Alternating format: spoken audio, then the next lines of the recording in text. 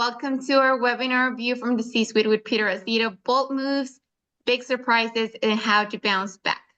Thank you so much for joining us. If there are any scheduling conflicts that have come up for you this morning, not to worry about, we'll be sending a recording of this webinar out, and you can always find it on our website under the On the Airwaves section, along with a lot of other great resources, videos, and past webinars. My name is Claudia Guillen, and I'm the marketing manager here at the Roundtable. We at the Roundtable are committed to making an impact.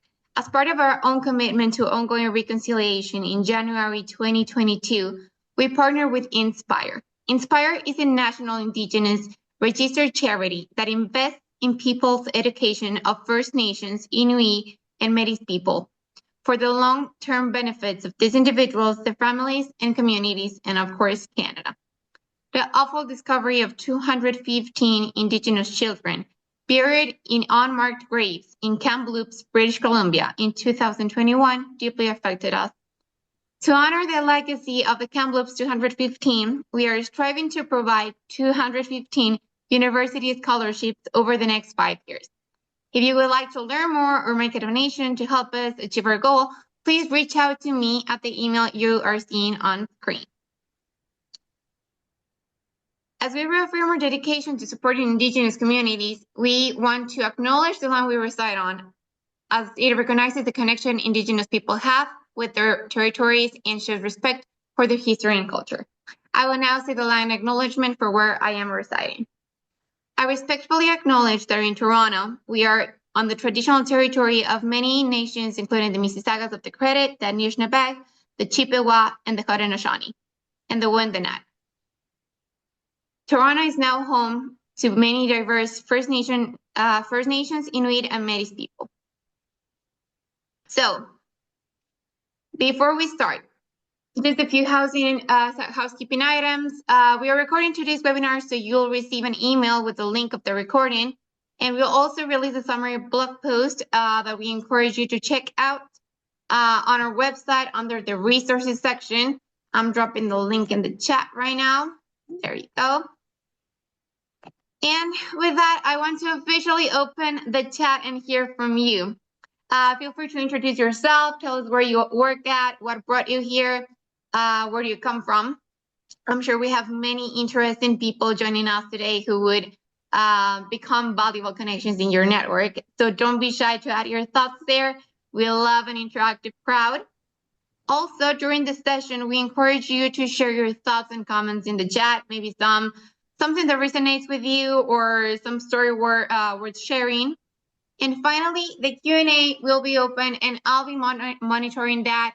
Feel free to add your questions at any time in the Q&A. No need to wait until the end of the session. Questions can be asked at any time, so keep questions coming. For those who are new to us, we are the Roundtable. We are a company that helps leaders navigate change, disruption, and growth by building the mindsets and behaviors that matter most. I'd like now to introduce Glenn Roberts-McCabe, Glenn like Shine. Glenn is the founder and president of the Roundtable. Glenn is a certified executive coach and has over 30 years of experience leading teams in private, public, and non-for-profit sectors. Glenn is the creator of several multi-award-winning group coaching programs, including the Roundtable for Leaders, the Roundtable Catalyst, the Roundtable High Performance Team Coach, and the author of 2 best-selling books, The Grassroots Leadership Revolution, and Did I Really Sign Up for This? Glenn, over to you. Thanks, Claudia. And I am so excited to see my old friend Tracy Snow is on this call, along with all of my other friends that I'm seeing pop into the chat. But Tracy and I actually went to college together. So it's great to have really old colleagues kind of jump onto these calls. So for those of you who maybe know us or maybe knew us from a long time ago, because I find sometimes people know us from a long time ago, let me kind of give you the quick 411 on what we do. Often we get called because people say they want leadership training, leadership coaching, and that's just so the tip of the iceberg, right? So at the Roundtable, we like to go a little bit deeper. When we dig deeper, people are always actually saying, they want exceptional leadership, or they want exceptional teams, or they want exceptional culture. But we go deeper than that. And so we spent the last 17 years really looking at how do we help organizations unleash collective impact.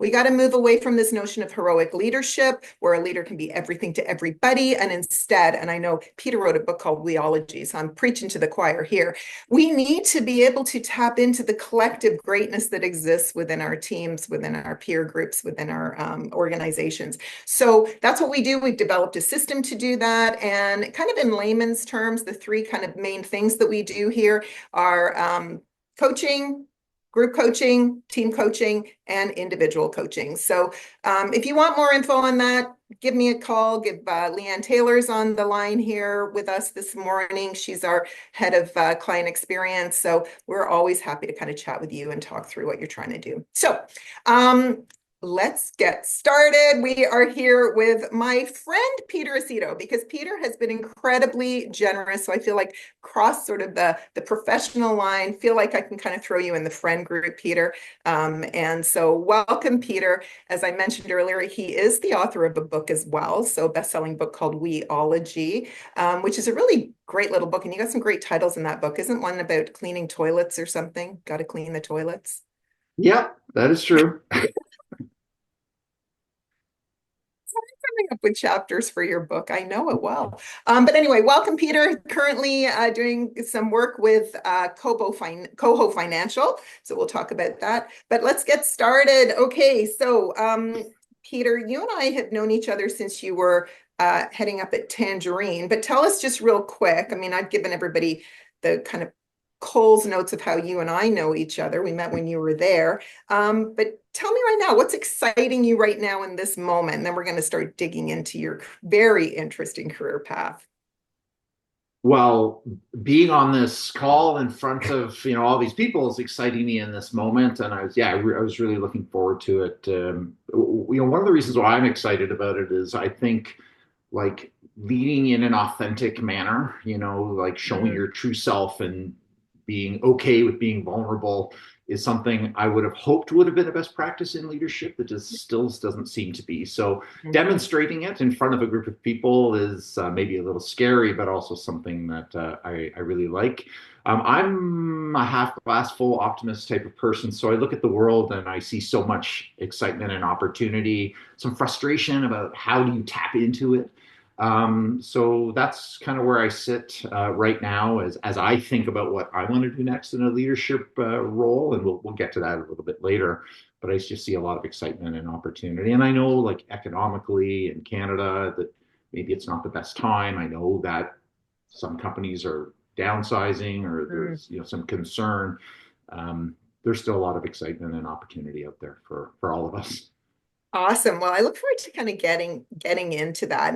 And Claudia, as she shared, folks, this is really designed to be interactive. I mean, I do have the opportunity to talk to folks like Peter all the time. And so, we've got some questions. We had a little pre-call. We sort of talked through kind of the arc of the conversation, but really our collective goal here is to give you some of the answers that maybe you've been thinking about or get a different perspective on. So don't slow it down. Throw questions in the chat. I'll kind of keep my eye on it. And I know Claudia will call me out if I miss something or throw them in the Q&A. And we'll just kind of go along and kind of bring as much of you into this conversation as we can.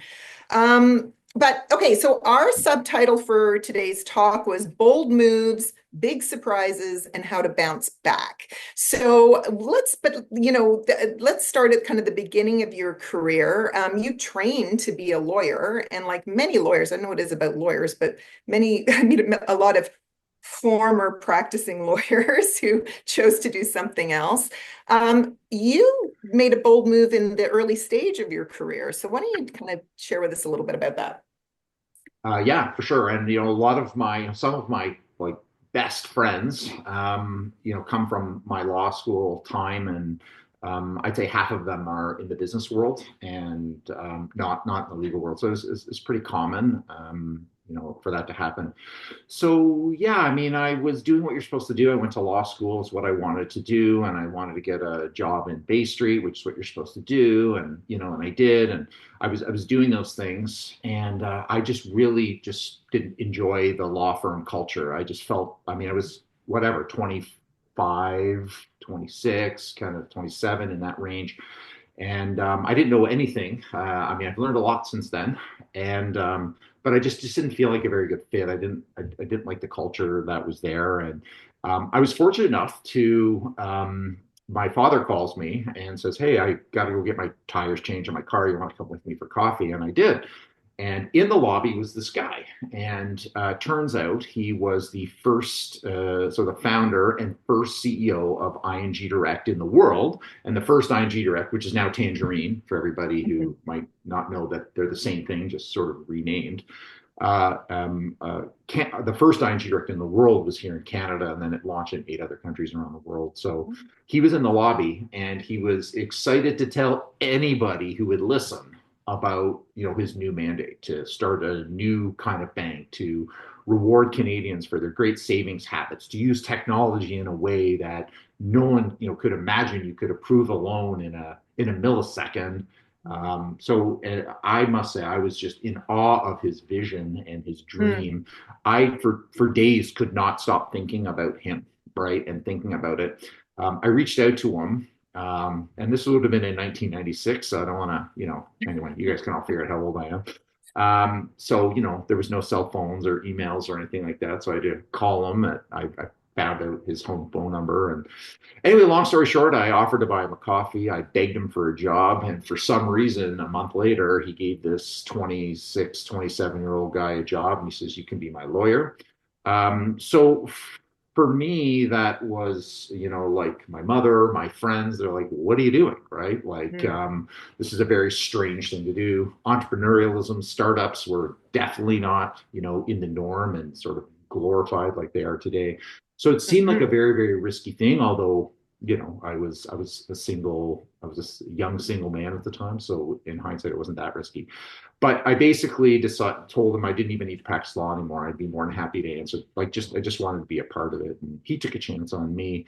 And that led to, 21 years with ING Direct Tangerine. It led, I ended up being the general counsel here in Canada. I moved to the US to help start ING Direct in the US, where I learned about lending and risk management and running a call center and marketing. And then ultimately, was given the opportunity to come back home with now my wife and 3 children and be the CEO of ING Direct here in Canada. So it was a risk, and it felt like one at the time, but it was the purpose and the vision that made me want to take that chance. And it really, really worked out well for me.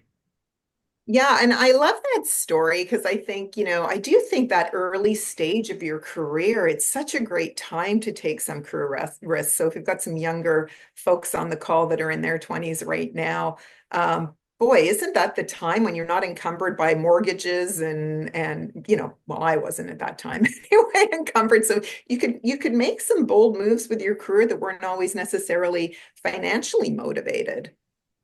I completely agree. I mean, in hindsight, thank goodness I did that. And I was actually talking to someone yesterday. I mean, it's like not taking, imagine if I didn't do that, what I'd be Yeah, thinking. I mean, I don't know where I'd be today. I mean, maybe I'd be worse off, better off. I don't really know. yeah, But I certainly would have regretted that I did not pursue that opportunity, because I would have watched ING Direct turn into Tangerine and not yeah. have been a part of it. You never know what I would have been a part of, but my gut tells me it wouldn't have been that awesome. Yeah, yeah, yeah, yeah, yeah, yeah. Yeah, I once had a guy tell me that once if you take the kind of the stable career path, your career can go like this. Whereas if you make these big leaps, your career can actually, even if you're on paper going backwards, you'll kind of find yourself projected forwards at a higher rate. So CEO of Tangerine, I mean, cool job, cool company. What did you love most about that role when you were there? There's a lot I love about it. Me and my former colleagues reflect on it all the time. I'd say, simply put, like, one thing that I find growth, very, very exciting. Mm, So the growth and ambition of the organization was thrilling and exciting. The desire and willingness to try and test, was an experiment, was fun. There was this very strange cultural alignment, in terms, and I don't know, because I started very early, whether, my own personal values evolved with the company's personal values, or the company's values evolved with my personal values, but it just felt like a really, really, really good fit, for me personally. This company had a purpose. It was very clear. We came to work every day that we were we were trying to help Canadians live healthier financial lives. We were trying to teach them about savings and help them build their savings, and sort of help them in other ways. So it's very, very proud to be doing something good. Also, we were like the good guys, and it felt like we were, like everyone else was the Death Star and Darth Vader, and we were the good guys. We were Luke Skywalker, and I'm not really a Star Wars guy, but our founding CEO used that analogy all the time, and so it was really fun to be the good guy. And one thing when I was thinking about this last night, because it's a good segue to probably something we're going to talk about in a half an hour. Another thing I liked about that role, being the CEO, was, I felt really important. I was getting a lot of positive validation every day in my life. And I later learned how much I enjoyed that, and feel a lot freer now it's something we all like, but it can be dangerous, to need it. So. Well, yeah, I mean, it's so interesting. I had the experience once where I was in a role where everybody wanted a piece of me. I couldn't, everybody wanted a piece of me. And then all of a sudden I left that role and I was starting up the round table. It was very interesting for me to see who returned my calls and who didn't. Right. And you start to, I had one of the speakers on our podiums years ago said, got to remember, you're only renting your position. I thought that's really good insight, right? It's a very important life lesson. And, I had to learn it in a very dramatic way, that, oh my God, I am dependent on that. And that's not healthy. But anyway, let's not get ahead of ourselves. Yeah. Well, I love it. I mean, Anne and Anna have both actually popped a couple of questions that maybe are a bit related. I mean, Anne's question was what was the greatest learning that you can share about your own career choices? I mean, that sounds like that was a pretty big learning for you around getting pretty attached to the status of a position, right? I'd say if I think about my career journey, and I would say that would be one of the top 3 learnings for me, which is this understanding that you are not your job. It's okay that the importance of your job makes you feel good, but you just have to step back for a second and realize that jobs are fleeting, right? I mean, you could have a job, for the rest of your life, and you could have this trajectory. That's great.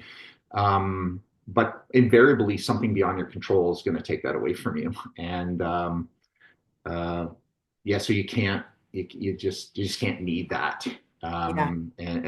So that was a very important learning for me. And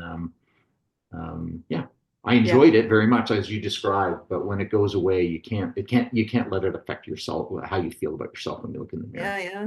Well, and then, it's interesting because then Scotiabank bought you, and I remember you and I having this kind of conversation just after I think it had been bought. And, and I remember asking you, because you hadn't resigned yet, but I remember asking you at that time, how are you feeling? You're, really, you're the scrappy startup taking down the big guys.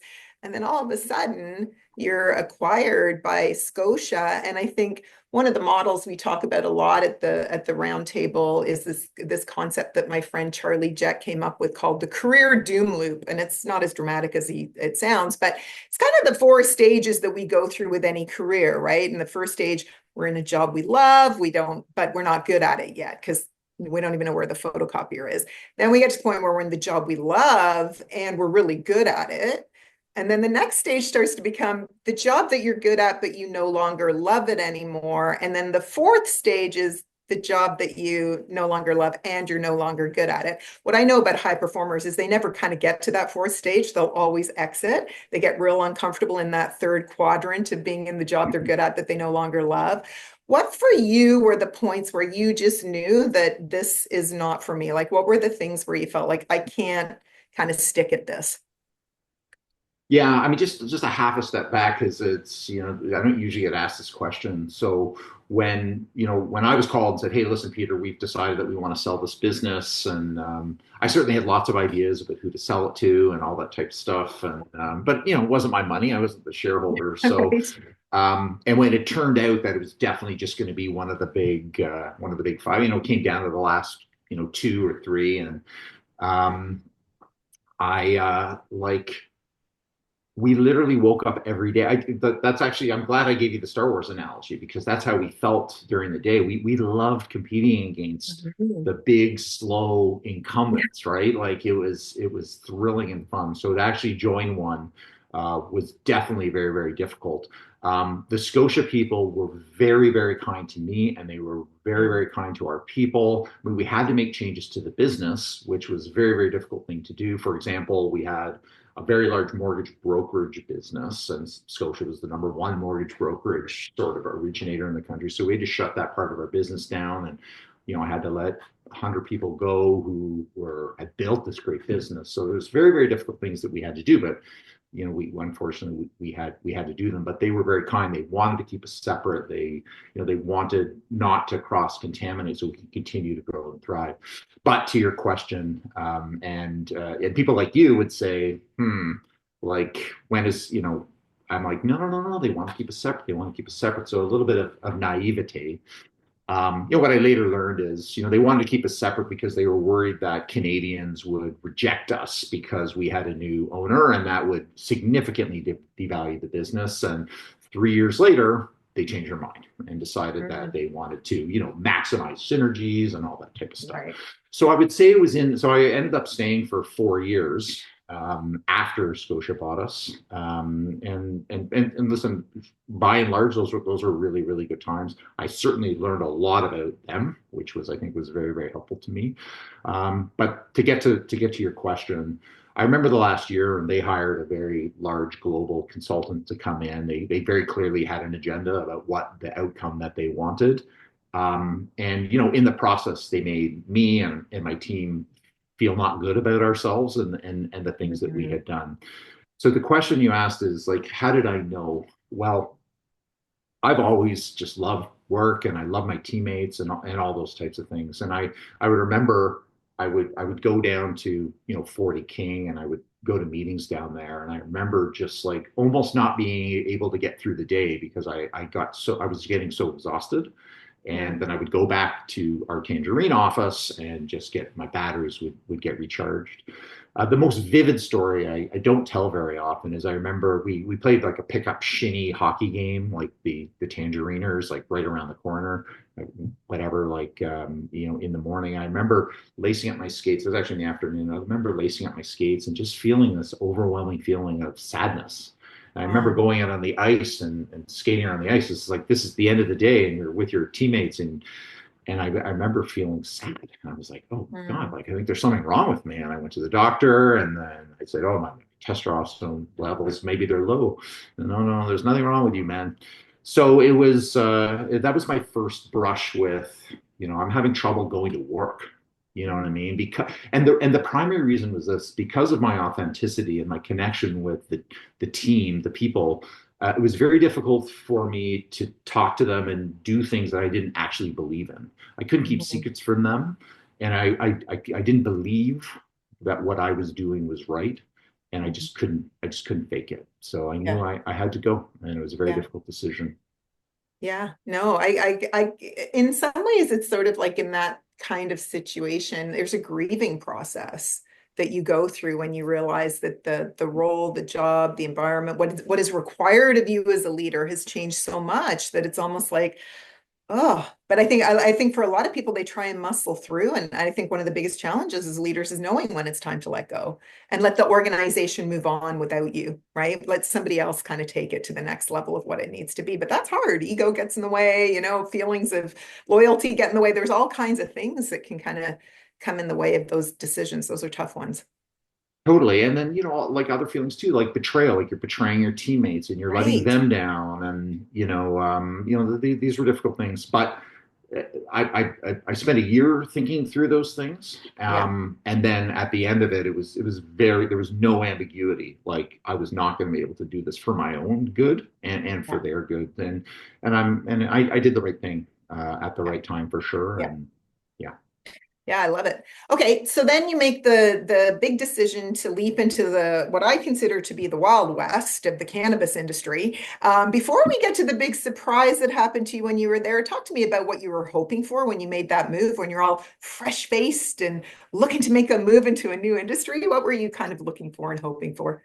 Well, when I left Tangerine, I was very interested in the entrepreneurial space and sort of the fintechs. We're all reaching out to me. Hey, Peter, like, can you give us some advice? Can you? And I enjoyed, again, maybe for that reason we discussed earlier, I Mhm. enjoyed helping a bunch of fintechs here in the Canadian space, Mm, with their businesses, and I really enjoyed that. But very, very quickly, I realized that it's just not the right time in my life to be a consultant. Like right. I want to be on the team, and Environment team. Yeah, I yeah. want that feeling of being on a team and solving problems together and losing and learning and winning. Like I really miss that. And I got a call Mm, from a recruiter saying, "Hey, listen, we've got this successful medical cannabis company, and they're looking for a new CEO to continue their evolution and growth."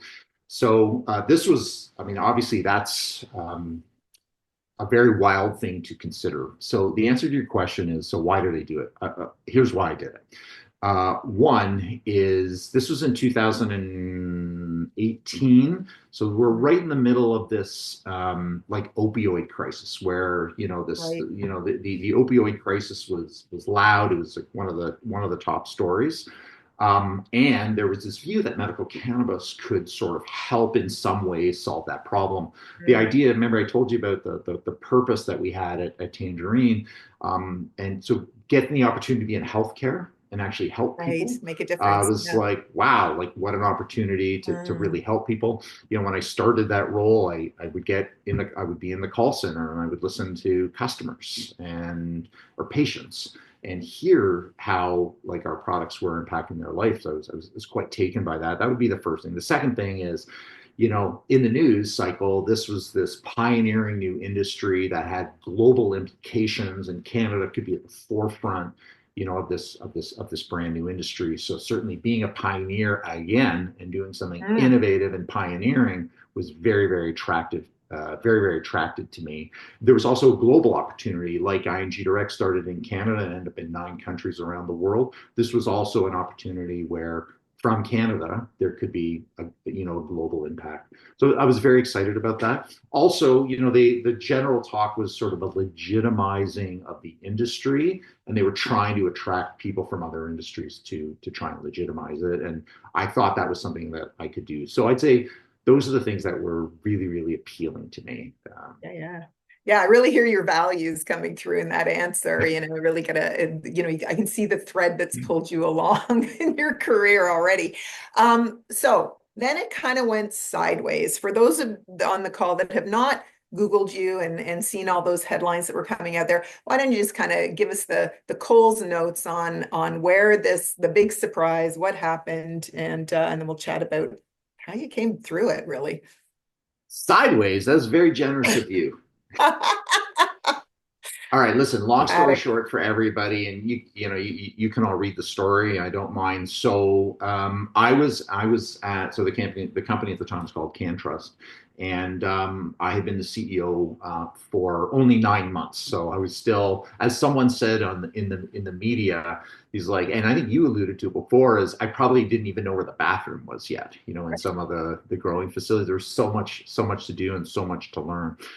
Anyway, I'd only been there for 9 months. We had a disgruntled employee who made a whistleblower complaint, which that there was illegal growing activity happening. Just very simply put, we had this very large growing facility, and the law, like the whole facility, was licensed, but the view was that you need to have individual rooms licensed as well. So this disgruntled employee made a whistleblower.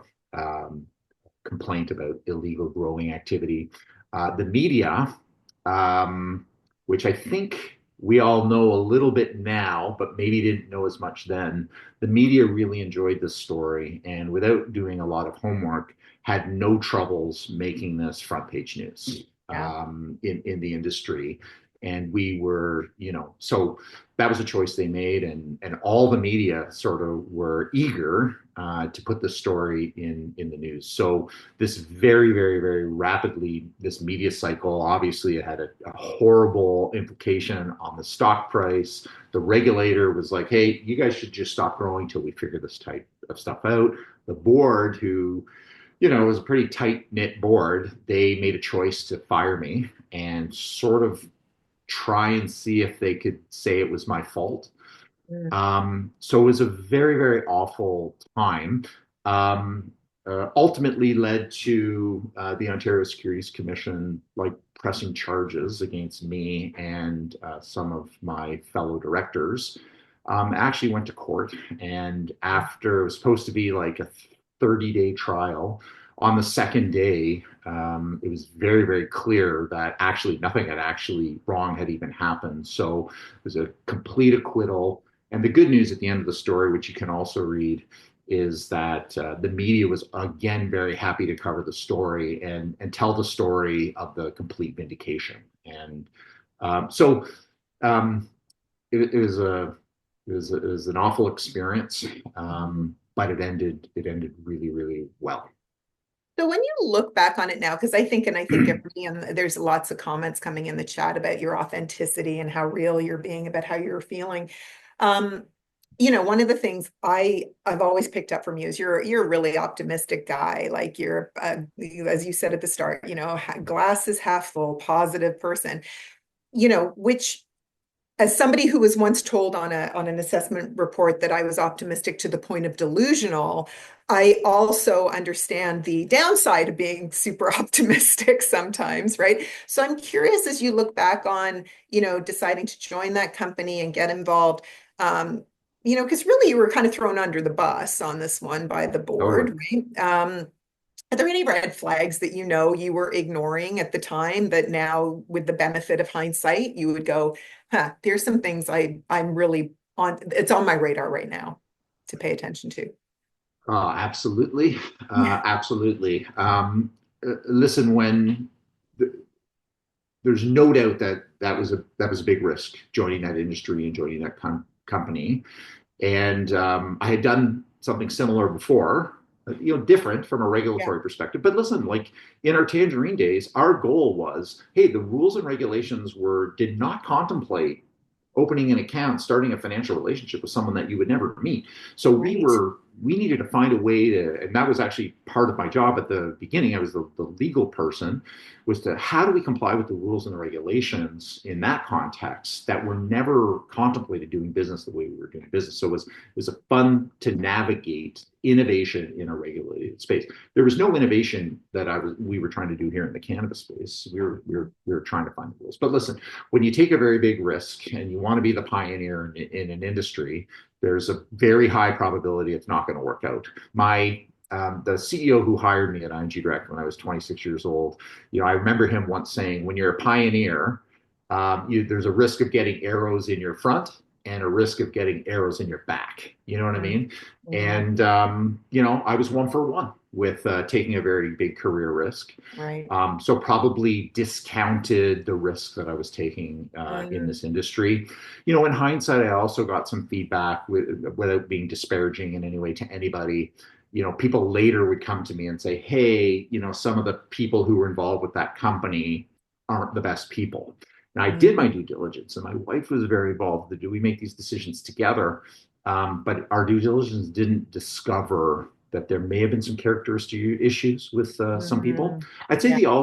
the other thing is, and maybe a little bit of hubris, which is, the industry was looking for some, let's say, legitimization or like, hey, like we want to make this industry legitimate. You know what I Yeah. mean? And for me to feel like an industry that had been around for 5 years with thousands and thousands and thousands of people at it who were there before me, and for me to say, I'm going to come in and run this company and somehow be able to legitimize an entire industry was definitely hubris, and I think a little over, being a little overzealous about what was possible, but definitely some lessons learned.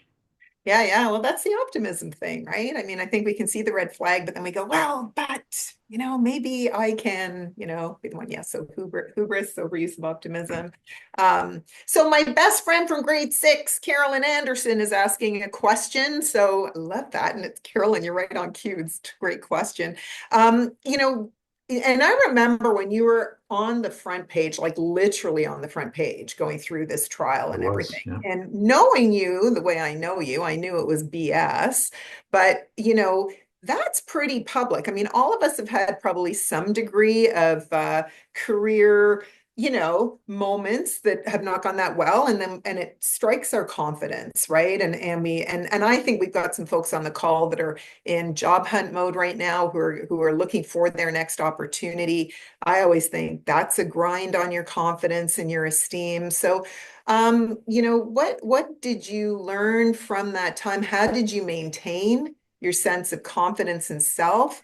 And what maybe advice could you give people who are maybe navigating, maybe they've applied for a bunch of jobs, they haven't got them yet, they're not seeing much out there, how do you stay resilient in these sorts of times? Yeah, as I do, like just a half a step back, and some people you said in the chat, because I'm talking, I can't really navigate look at the chat, so I trust you're doing that. And Yeah. the yeah, and appreciating my authenticity about how that felt. Well, I haven't even tipped the iceberg about how it actually felt. I mean, this really felt bad. I mean, it was, I betrayal. I mean, I was Yeah. really, really betrayed and lied to. Um, and you worry about everything. Am I going to be able to ever work again? Am I ever going to be able? How am I going to take care of my family? What about my kids? I had 3 kids in high school at the time, Right. right? And which I don't talk about often. I had death threats because people who, I guess, I don't know, stock went down or whatever. Mm. I had death threats, and I had to have a security guy sit, at the end of the street for 2 weeks. Like, this is nuts, man. But to answer your question, um, my wife, as a starter, she just took control of our lives, and Mm. she handled everything in the toughest of times. And of course, I'm forever grateful for that. And it's been very positive. Oh, I saw a little heart go flying. Yeah. Um, so there were times where I had a lot of doubt. But here's the most important thing, and you were a really big part of this line, which is through my career, the way that I have led, the way I have connected with people, and that level of authenticity came back in a tidal wave upon me. I had hundreds and hundreds of people reach out to me, people I hadn't worked with in 15 years, right? People I went to high school with, saying, dude, I know you. I know this is BS. It's going to be okay. And that made me, I have a file folder over here full of every one of those things. And Oh, that's when great. I write my next book or whatever it is that I choose to do, I mean, I'm really going to honor these people that were there for me. So I think, that support structure of family and friends and the way I had interacted with people throughout my life, it was really, really helpful. Back to your question, which is so people who find themselves probably no one will find themselves in quite the same similar situation. Probably not, right? Yeah, but as I pointed out to you when we were talking last week, right? Like if you lose your job because you're downsized or your manager doesn't like you anymore and they choose someone Mm. else instead of you and you leave, in your brain, it's just as bad, right? Like, Oh my what am I going to gosh. do now? Like, how am I going to Totally. pay for things? Am I ever going to get back on my feet? Are they going to say bad things about me? So Yeah. I think in our own heads, I won't trivialize how it feels. It probably feels Yeah. just as bad if you have to go Yeah. through that. Um, but friends, family, like reframing, like you got there for a reason, right? Hmm. Hmm. You've been a successful teammate. You've run projects well, or you run a small team, or you've gotten promoted before. So people thought you were great at some point, right? And you are, and it's because you did great things and you've got these great qualities and we all can do better and we can all keep learning. And I think to go back and remember like how it is that I got here, what achievements did I do, and even talking to people to get them to remind you, of the great stuff that you did. And I found I got my confidence back in a lot of ways. I had friends tell me, "Hey, listen, Peter, like head up, shoulders back, chest out, go through. You will get at the other side." And that's true, and it is actually true. But you need the support and the care of others in Yeah. your life in order to give you extra fuel to get through. Yeah, you really can't go it alone, And I think one of the things that you did, I remember you popped over to the office here and, you just kind of sat down to Glenn. I'm circling around to people who've been, supporting me, just wanted to give you an update now that, because I think you'd gotten through the law case at that point and just sort of talked to me about what you're up to. But I think one of the mistakes that a lot of people do make is that they don't tap into their networks. They have a network, but they sort of feel like, oh, I haven't talked to that person in 5 years, or I haven't talked to that person in 10 years. And it had been a while since you and I had connected, but were putting yourself out there. And I think that's one of the things that people need not be hesitant to do is to tap into your network. You've built this reputation, you've got this track record, people know you. Don't be shy to sort of to reach out, I think.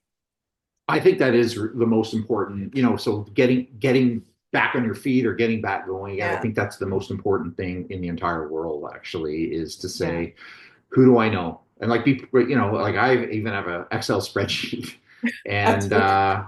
yeah, well, just so it was quite purposeful Yeah. about reaching out to my community, and then your community, so I'm sure anyone who's in that position, or maybe not, but they understand like this purposeful networking and thinking about who you know. And when I do speak to you, for example, and I tell you my story and what I'm looking for, and I ask you, like, do you know anyone who Yeah. you think I might have a conversation with? And then you would say, yeah, let me introduce you to this person. And then you do a Yeah. warm introduction and you speak to that person. And the other way I like to explain it is, just to get, Peter Aceto, get a neuron in as many brains as you can. Like, no one's going to think of you in a role if they don't know you and they don't Yes. know that you're looking. I sent an email yesterday. So you're gonna. I love your and everyone's advice on this one, which is, I'm thinking about. We'll get to it, but like what I've Yeah. been doing for the last year has been thrilling and exciting. It's been sort of more like in a contract kind of space, like helping with a Yeah. discrete thing that I needed to help KOHO solve. But I'm thinking about what I want to do next, and I have very ambitious thoughts about it. Mm. And I'm thinking about like more traditional path in fintech and financial services and the stuff I know. But then just like Tangerine, just like medical cannabis, I'm looking at blockchain, and I'm looking at the tokenization of real world assets, and I'm looking at cryptocurrency, right? And I'm like, I really want to learn about that area because I think that's the next, you know, there's a real opportunity there, but there's real risk there. Yeah. Yeah. And I reached out to a person who was like one of the founders of Ethereum, and I met him like 7 years ago. I actually sent him an email yesterday, so we'll see if he responds. But the point is, yeah, don't be bashful about reaching out to your network and Yeah. asking people in your network to get you to the next person. That's the only way you're going to spread the word about what you want, what you need. Yeah, and I think what you were really great at, you're very specific about what you're looking for. Often people are not specific enough, they're hedging their bets, but I think being really specific in describing what you're looking for next allows people to really help you. And then I think the other thing is staying in touch. I mean, you're very good. You use your LinkedIn very well. In terms of keeping your profile out there as a leader. And, there was a question that came in earlier that I think is a good one, just because you just did a mini series on hybrid Mm-hmm. work and what's going to be critical for leaders. And so let's kind of get to that because, you've at KOHO, I keep saying I know KOHO you do. Financial, right? Because it's your CBO, right? Right. Like you've been sort of retained to kind of help them sort of navigate where they're trying to go to next. And one of the things you and I talked about was this fact that, I mean, you're a pretty face-to-face guy. You like collaborating, you like being with people, and you stepped into this role, which has no bricks and mortar. You've got collaborative space that you get into when you need to, but really that's been an adjustment for you. And so you wrote a really thoughtful piece on LinkedIn, which I'd encourage everybody to go take a look at around hybrid work and some pros and cons about it. But talk to me a bit about, as you're looking and seeing sort of the shift post-COVID that leaders need to adapt to, what are some of the top 2 or 3 skills that you think leaders are going to have to embrace as we go forward? Yeah, this is so. By the way, like related to the last question, I'm going to tell you. So, why am I writing these LinkedIn articles? I mean, I've always been relatively active on LinkedIn. I Yeah. love sort of interacting and sort of sharing my thoughts. So, two things. One is this topic of how we work and where we work. To me, there's not a lot of opportunities in life where there really is like untouched ground. Like this is a problem everyone needs to solve, and no one has figured it out. I mean, some people have, like I don't know, like some of the like Spotify and or sorry, Shopify and That's some of those fine. people, that are totally tech or so some people have figured it out, but for the most part, most people haven't figured it out. So to be in this space as we all try and figure out is very, is very, very exciting to me. The other thing is, to be honest with you, as I write, I want people to infer from my writing the type of leader that I am, Mhm. because I would like my next role, and people can read it and go, I know the kind of leader this person is. That's the kind of Yeah. leader we need, right? So it does serve dual purposes. Is Yeah, that I'm 100%. super interested in solving this problem, and I want to show people how I think, about leadership. Um, yeah, this is such a challenging and interesting time, and I actually the one that I'm going to be publishing next, like every 2 weeks, I put a new one out, is around how is it that you connect. Well, firstly, human connection is absolutely critical in order for people to do a good job and to be happy and to love, be engaged at work and give all their discretionary effort. So there's science that proves that human connection is absolutely necessary. So how do leaders in a remote context create the environment for that type of deep connection? And that's the problem I'm going to be writing about for next Tuesday. You can see I'm sort of genuinely interested in it. I would definitely prefer to do things in person, but I understand that's just not the way it is, and not the way it's going to be. So listen, I think leaders have to be very, very, very purposeful in terms of how we lead in a remote environment, right? We don't have the water cooler. We do not have the lunches. We do not have these accidental things, running into people. We can't see someone, ooh, they got in at 7 o'clock in the morning. Ooh, they look really tired. Ooh, they left at 8 o'clock at night. What's going on over there, right? And then you can go ask them about it. So how do you see these cues and these signs when it's this environment, right? And I Mhm. think there are ways to do it. But I think we have to be a lot more purposeful as leaders to find out, reach out, force the connections to happen, create opportunities for just fun and connection that just don't exist without a personal environment. Um, Re-ask the question just to make sure that I actually Yeah, so answered like it two or properly. three skills that you think leaders need to kind of double down on, like as you're thinking about the next, few years in leadership, knowing it's situational, right? And we're finding ourselves in Mhm. this new world of work. So I'm hearing like be purposeful about building connection, right? Really being purposeful about, checking in with people in a way that, we don't, when we're not face to face, we can't do that. But what else would you add to the list? Any Yeah. other? So the second one is, in all my years of, leadership, and we would always do engagement surveys because I just want to know how engaged people are, and, by department, and how leaders are leading. Communication is always on the top 3 list. Like no matter how hard you communicate, or you use, communication is always on the list. Yeah. However, I think now in a more remote space, communication has to be a lot different than it used to be. And I think leaders need to be able to communicate in writing now, right? They need to be able to communicate, in this kind of way and on a regular recurring basis. So I think communication and being very, very purposeful is absolutely critical. I'd say the Mhm. third thing, which is hard, it's actually hard for me, it's going to surprise all of you, which is my expectations of people need to be really, really clear to them, right? Which means I have to invest a lot of time up front and say, okay, what do I expect from you? We've got the whatever the corporate goals that we have are, and we've got long-term goals and short-term goals. We have, things that we need to achieve as a department. But what do I need from you on a weekly basis, on a monthly basis? And that can be a collaborative discussion. It doesn't have to be me telling you what I need. We can do it collaboratively.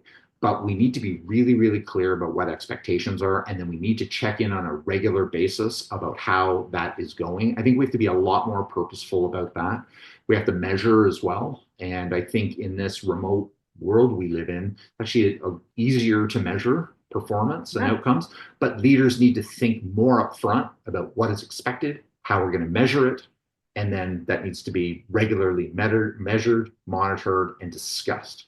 I think those are the three things I think that need to be emphasized. 100%. Couldn't agree more. I mean, when I think I'm a good student, Glenn. I'm a good student. Because I think about, I've run the Roundtable as a hybrid company since the start. And, that was my learning early on, 17 years ago, was holy smokes, if you're not super clear on expectations, and that actually forces, and those leaders, and we're all like this, we're all running at 100 miles an hour, and we're not carving out time to think. And instead we're reacting too much instead of really carving out that time to think about what do I actually need people to be doing. I mean, I just spent that last week with an executive team doing that very thing. And it was amazing to watch them struggle with what are our expectations of the people below us. Took them 2 hours to kind of figure that out. And yet you think, boy, day to day, people are running around operating, hoping that they're kind of doing the right thing. And so I think that's why we see a knee-jerk reaction to people wanting people back in the office, right? Is that we're knee-jerking, saying that was easier for us to do it this way. Yeah, but just because somebody's sitting there doesn't mean that they're productive or hitting targets. It's forcing us as managers to get a lot more clarity around what we expect. And I think the different ways we have to communicate that is such a bang on point for sure. It's great. It's definitely puts a lot more pressure on leaders, but I mean that's fair. I mean that's what the expectation of the leader is, right? Yeah, 100%. Oh my God, I can't believe the time already. It's so we're gonna take a couple more questions. Oh, Carolyn's got one here about fintech specifically. Do you think the big five can keep up? Keep up with fintechs? Yeah, what do you think? Do you think they're going to change the banking system in Canada profoundly? What's your gut?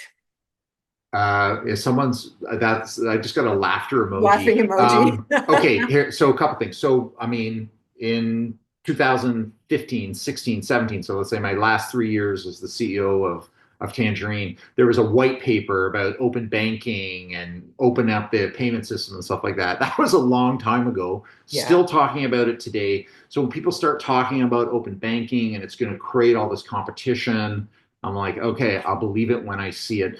Canada's a fascinating place. I'd say, in spite of all of my efforts with the fintechs that I've advised and the impact that Tangerine had on Canadians, right? I mean, we are probably at the least competitive time that I've seen in my entire lifetime. There are fewer choices for Canadians today than there was 10 years ago because of consolidation and all that type of stuff. There are real advantages for Canada to have an oligopoly.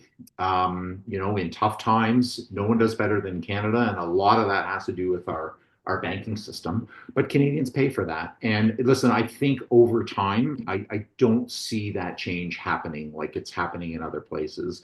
Companies like KOHO Financial, I mean, they have over 1 million customers and they're growing and their revenue's growing. I mean, they serve a group of Canadians that, live paycheck to paycheck that are not well served or have thin credit files or are new to Canada or whatever the case may be. These people are not being well served by the current system.